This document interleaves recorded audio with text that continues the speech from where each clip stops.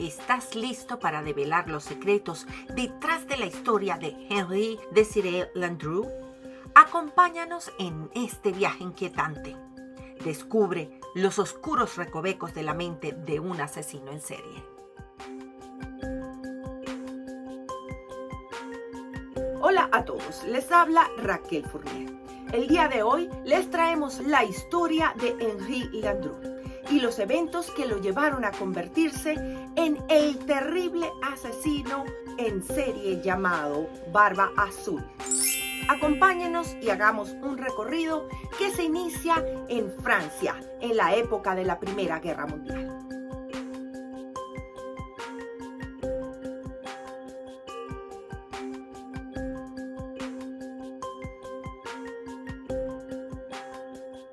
Ahora, pongámonos en contexto.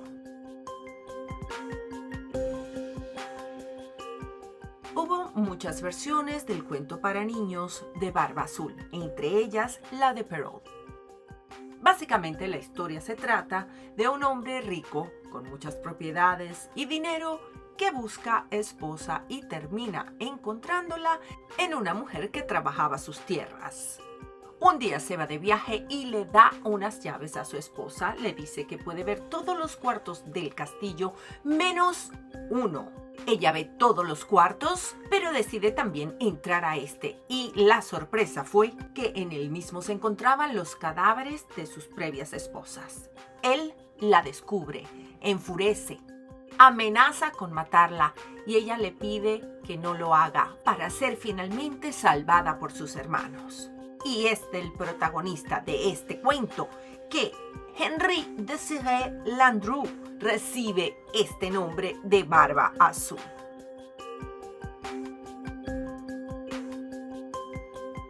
Henri Désiré Landru.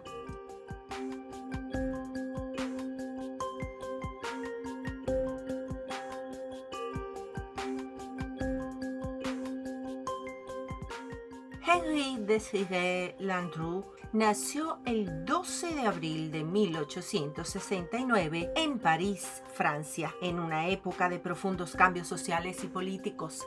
En 1891 comienzan los 3 años de su servicio militar obligatorio. Landru creció en una familia modesta y desde joven mostró una inteligencia poco común.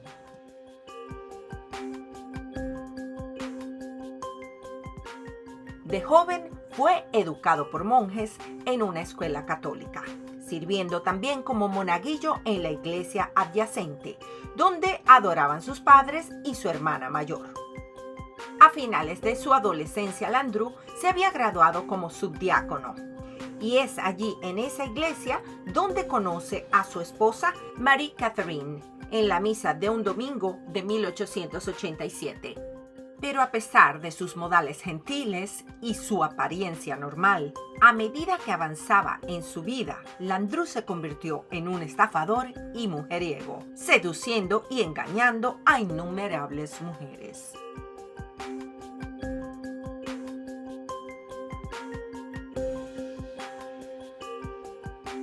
Doble vida.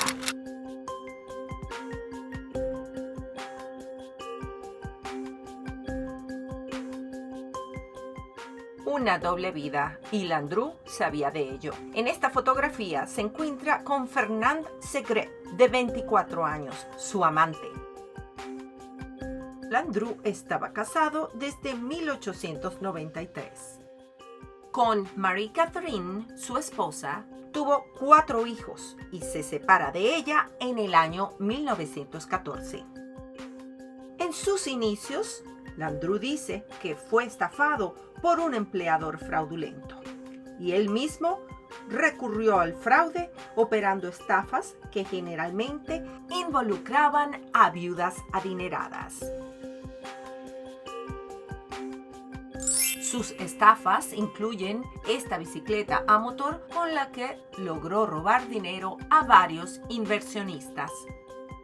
Otros de sus supuestos proyectos comenzaron a finales de la década de 1890 y a principios de 1900, incluyendo un plan para una nueva línea de ferrocarril suburbano al oeste de París y un juguete infantil automatizado.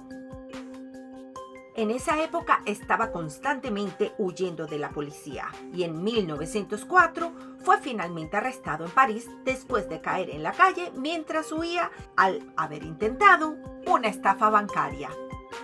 Fue encarcelado en la prisión de Santé y allí hizo un intento de suicidio falso, deslizando la cabeza a través de una soga hecha con la sábana de su propia cama, justo cuando entraba un guardia a su celda. Después de este episodio, lo examina el doctor Charles Bayon, llegando a la conclusión de que Landru estaba en las fronteras de la locura y advirtiéndole así a su esposa que tuviera cuidado con él. Al salir de la prisión, las estafas de Landru continuaron y en 1909 intentó estafar a una viuda acomodada, haciéndose pasar por un hombre de negocios rico y soltero, ofreciéndole matrimonio y queriendo así que le entregara sus ahorros en un contrato prematrimonial. Y fue condenado a 3 años de prisión. Al salir de prisión, las estafas continuaron. Víctimas.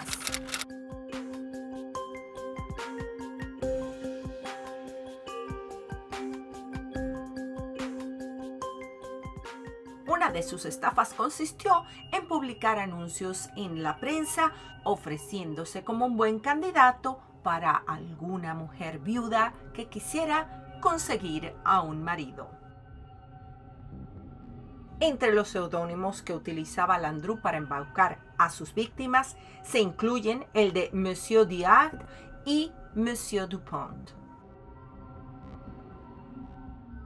Escapando de las autoridades, Landru decide irse a la ciudad de Chantilly con Jeanne Couchet, una costurera viuda de 39 años. Ella lo conoció como Raymond Diard. Couchet regresa a París para estar con su hijo, para posteriormente regresar con él y su cuñado a Chantilly. Y aunque allí encuentran documentos falsos que prueban que Landru le mintió sobre su identidad y soltería, decide regresar con él, llevando a su hijo y en contra de los deseos de su familia, para nunca más ser vistos a principios de 1915.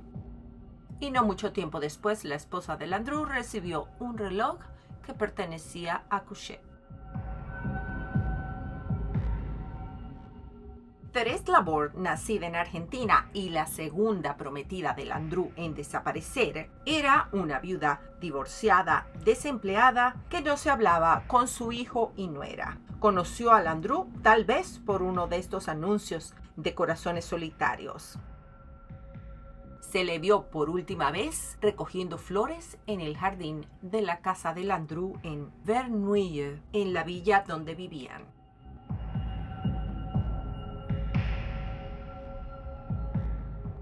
Angélique Guillin era una viuda jubilada que vivía cerca de Gare de Lyon en París. Había recibido una suma sustancial de su último empleador y respondió a un anuncio de corazones solitarios de Landru el 1 de mayo de 1915.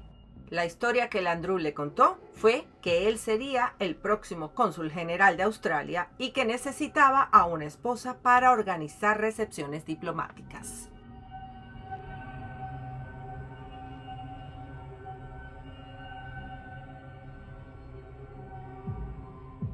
Se dijo que Landru pudo evitar la captura durante la guerra por 3 razones. Una fue la guerra en sí, ya que todos los hombres de edad fueron enviados al frente. En Verneuil, donde Landru alquiló su primera casa desde diciembre de 1914 hasta agosto de 1915, solo había un agente para toda la ciudad. En Gambé, donde Landru alquiló su segunda casa desde diciembre de 1915 hasta su arresto, había solo un agente de alrededor de unos 70 años y un solo gendarme montado en la ciudad comercial de Houdan a 4 millas de distancia.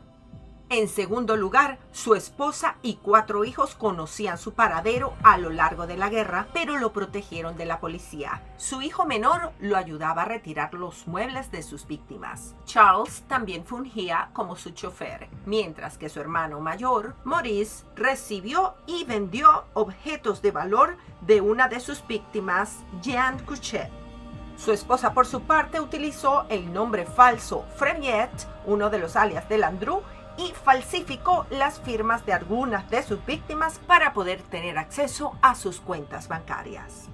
Y por último, el Barba Azul de Gambé se benefició de la indiferencia de los oficiales de policía que estaban muy preocupados en ese momento por los cientos de miles de hombres jóvenes que estaban perdiendo la vida en el frente.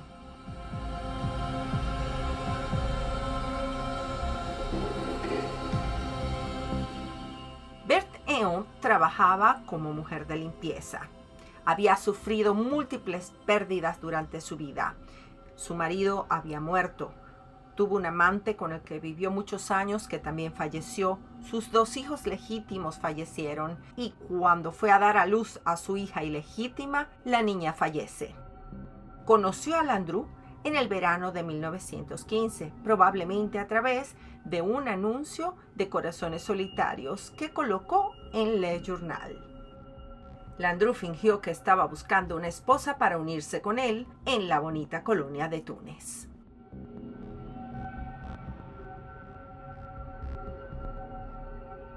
Vivaracha y conversadora era la descripción que se daba de André Babelais. Ella era una niñera y posiblemente prostituta casual a quien Landru recogió una noche mientras viajaba en el metro de París. Babelais pasó los siguientes 10 días viviendo con Landru, a quien llamó Lulu, y posteriormente unos días más en la casa que tenía alquilada Landru cerca de Gambé, siendo vista por última vez por un guardabosque mientras ella montaba bicicleta. Después de que Babelais desapareciera, Landru, aparentemente ocupado con otras estafas, dejó Vernouillet para una nueva villa en Gambé y rápidamente instaló un gran horno de hierro fundido.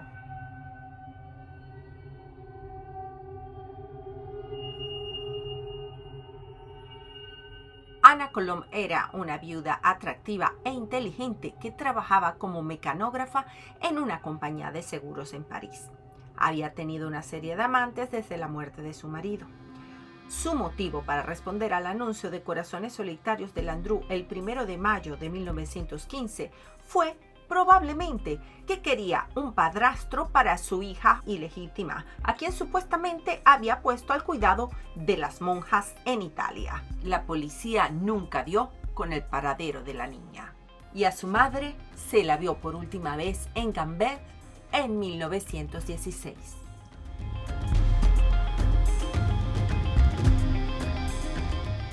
Landru también cortejó a Madame Buisson, una viuda adinerada, y le tomó un año para lograr crear roces y alejamiento con su familia. Se muda con él a Gambé sin su hijo, que se fue a vivir con una tía.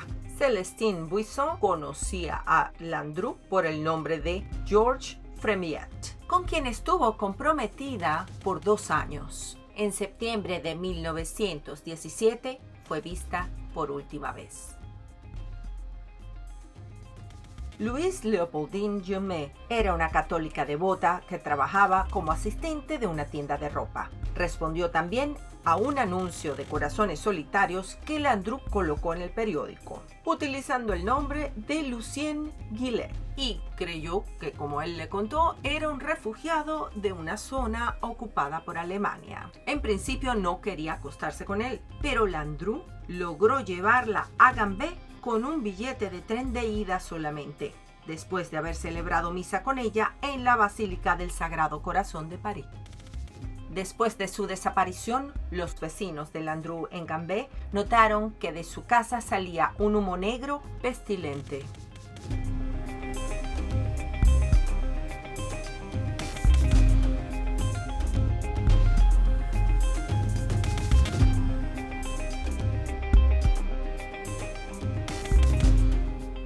Anne-Marie Pascal era divorciada y sin hijos, dada a la muerte de su único hijo en la infancia. Trabajaba haciendo vestidos para una casa de moda en París y estaba buscando un vieux monsieur, o como se dice en Estados Unidos, un sugar daddy, cuando encontró el anuncio de Corazones Solitarios en un diario y su autor era Landru. se le vio por última vez en la primavera de 1918.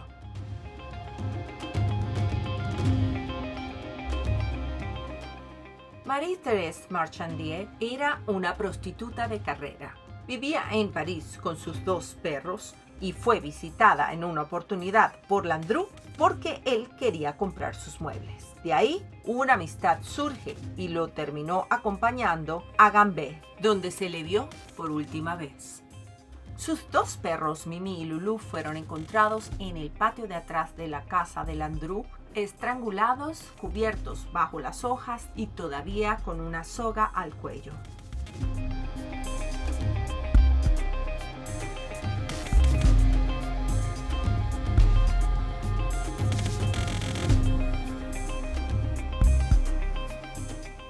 En un total estimado por haber encontrado una libreta donde tenía sus nombres y algunas claves que llegaron a ayudar a esclarecer el fallecimiento de alguna de sus víctimas. En total, al menos 10 mujeres, un joven y 2 perros habían desaparecido después de conocer a Landru. Nunca se encontraron otras víctimas, aunque fueron casi 300 las mujeres con las que se mantuvo en contacto Landru a través de numerosas cartas.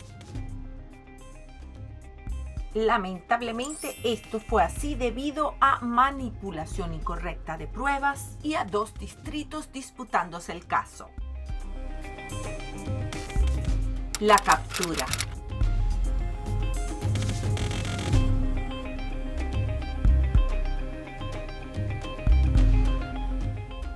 Finalmente fue en 1919 cuando la pesadilla de Landru llegó a su fin. Fue arrestado en un apartamento que compartía con su amante Fernando Segret, cerca de la Gare du Nord en París. La policía allanó sus villas de Gambé y Vernouillet y lo que descubrieron fue horrendo.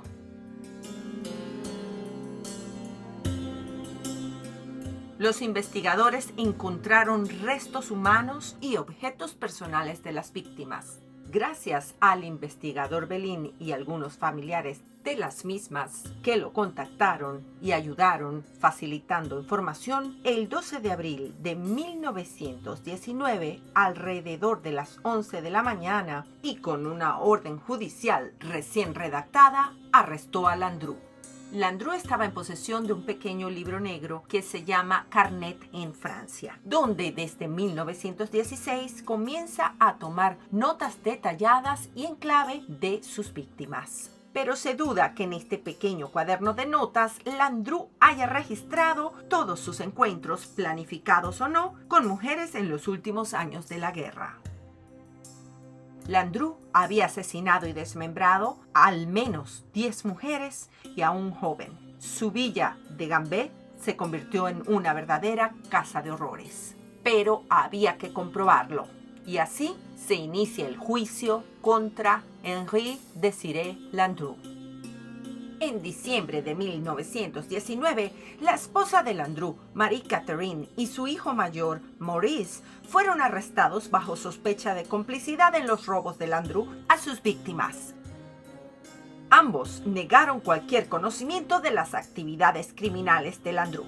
Marie-Catherine fue liberada sin cargo en julio de 1920 por motivos de salud. Maurice fue liberado el mismo día porque las autoridades no pudieron establecer culpabilidad. El juicio.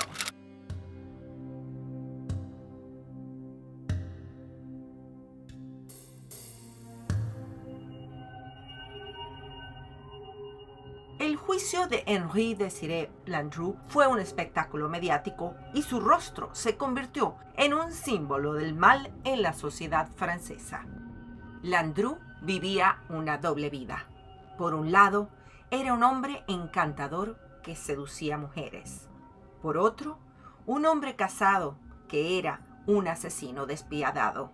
Durante su reinado de terror, Landru asesinó a múltiples mujeres, dejando a sus familias devastadas y a la sociedad en estado de shock.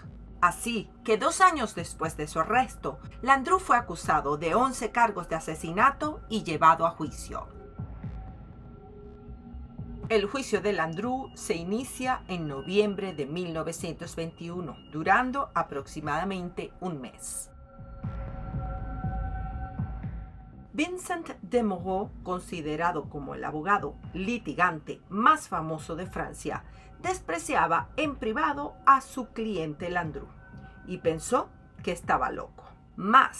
Sin embargo, Moreau también era un apasionado oponente a la pena de muerte y no creía que la fiscalía pudiera probar remotamente que Landru había matado a 11 personas. Por lo tanto, Moreau propuso un acuerdo al jurado. La defensa no impugnaría los múltiples cargos de robo y fraude, lo que sería suficiente para enviar a Landru por el resto de su vida al exilio a trabajos forzados, mas no a la guillotina.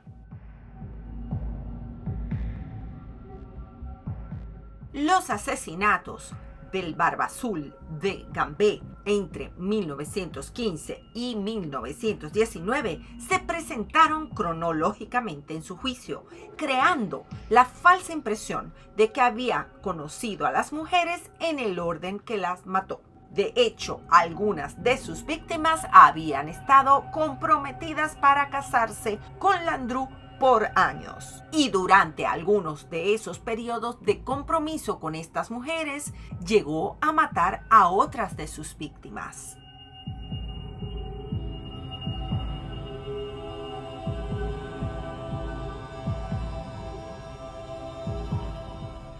Uno de los momentos cumbres de este juicio fue cuando el abogado de Landru trató de demostrar que no había ninguna certeza de que las mujeres estuvieran realmente muertas.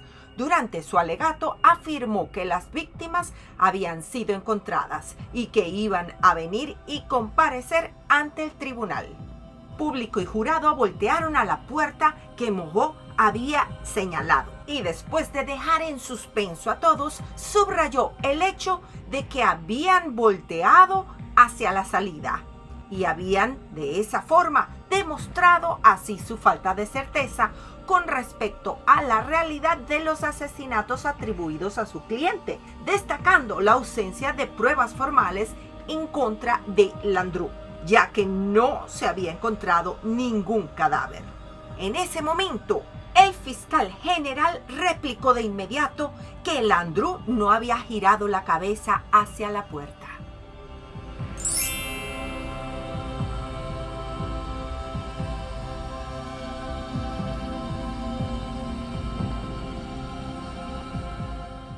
Hubo 157 testigos en la lista de la fiscalía, de los cuales 120 fueron llamados. Uno de ellos, Fernande Segret, la amante de Landru. Se dice que la primera vez que fue a testificar lloraba compulsivamente y que tuvieron que posponer su testimonio para el día siguiente. Fernande describió a Landru como un hombre amoroso y respetuoso, incapaz de hacerle daño a nadie. Es curioso que durante la investigación y el juicio, cualquier testigo cuyo testimonio insinuara que Landru podía haber matado a otras mujeres fue ignorado o ridiculizado públicamente. La señora Bissot no fue llamada a testificar en el juicio de Landru, mientras que un médico del ejército que lo había visto dejar caer un paquete sospechoso en un estanque tuvo su declaración de testigo descartada tanto por la fiscalía como por la defensa.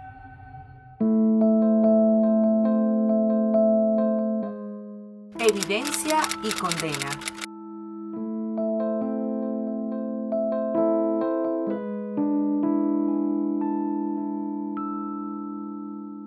Y aquí una pregunta que me he hecho desde que inicié la investigación para este programa, e imagino que ustedes también. Landru se dice que bajo la idea errónea de que no podía ser condenado sin la evidencia de un cuerpo, guardó silencio. Sin embargo, tal condena es posible o era posible en esa época bajo la ley francesa. Así que la policía durante 2 años investigó las desapariciones de sus víctimas.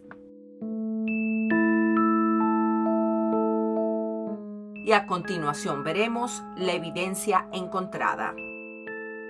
La estufa que Landru había instalado poco después de su llegada a Gambé fue inspeccionada y se descubrieron pruebas horribles de estos asesinatos.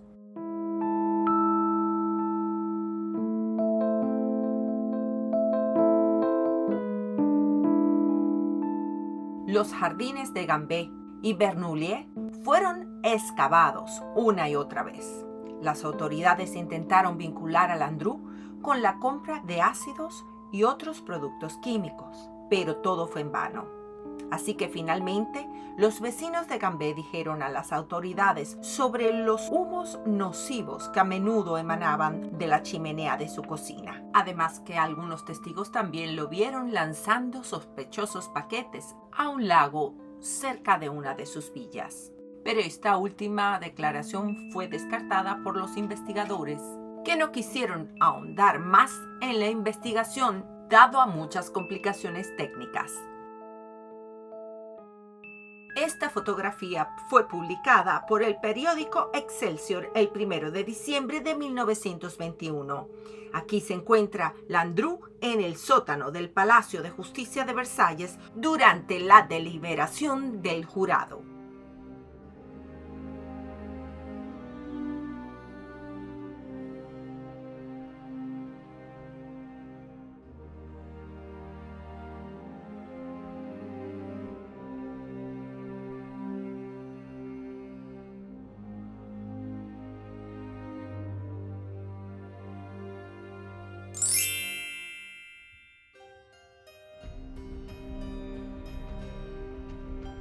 El 30 de noviembre, Landru fue declarado culpable por un veredicto mayoritario de los 11 asesinatos y condenado a muerte, estando 9 jurados de acuerdo con la pena de muerte y 3 en contra.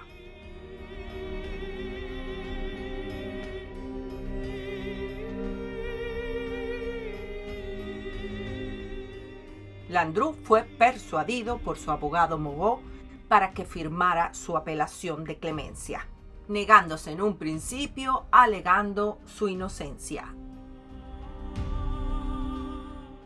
La petición fue rechazada por el presidente Alexandre Millerand y con esto el veredicto de Landru fue confirmado y Landru fue condenado a morir bajo la guillotina.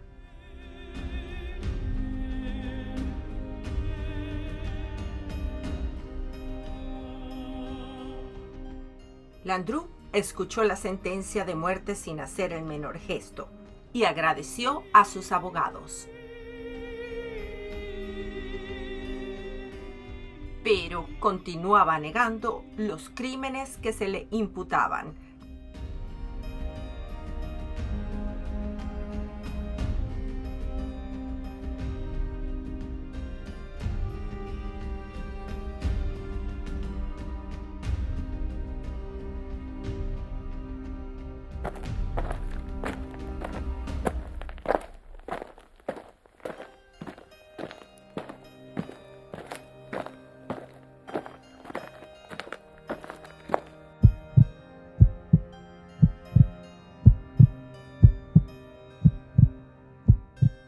Henri Désiré Landru fue ejecutado por guillotina justo antes del amanecer del 25 de febrero de 1922, fuera de las puertas de la prisión de Saint-Pierre, en Versalles.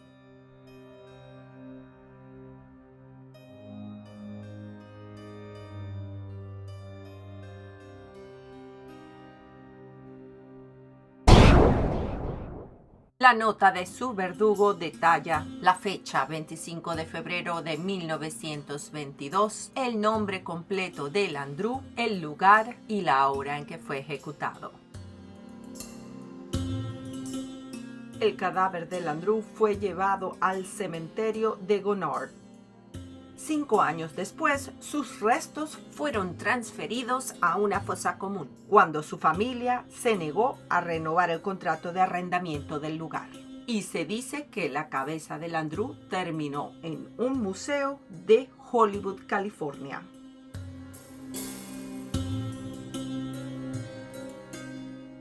Esta historia abunda en las redes sociales con muchas variantes. Se habla de que alrededor de 1967 o 68, la hija del abogado Delandru produjo un boceto que el acusado le había dado a su padre. Era un horno dibujado durante el juicio y confiado al abogado adjunto de Moreau. En la parte posterior del boceto, Landru había escrito: no es la pared detrás de la cual tiene lugar una cosa, sino la estufa en la que se ha quemado una cosa.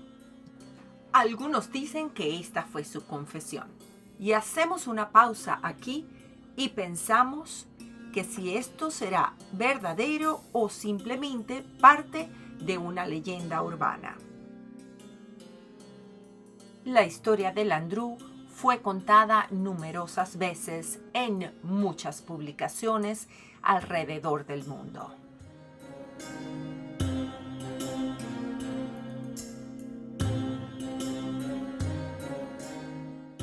En la década de los años 30, la casa de Landru en Gambé se convirtió en un restaurante. La casa continúa en pie y en el año 2017 se puso a la venta. En 1947, Charlie Chaplin interpretó y dirigió la película Monsieur Verdoux, una comedia negra sobre un empleado de banco que pierde su trabajo y asesina a 14 mujeres ricas para mantener a su familia, describiendo la misma como la historia de un moderno barba azul francés. Y terminamos este relato recordando a las víctimas de Landru. Su historia nos recuerda la importancia de la justicia y la perseverancia en la resolución de los crímenes. Y así culmina nuestro programa del día de hoy. Gracias por unirte a nosotros en este viaje por la historia. Si te gustó este programa, dale like, suscríbete y comparte. Nos veremos en un próximo video. Soy Raquel Fournier y me despido recordándoles, como siempre, que de plástico no somos.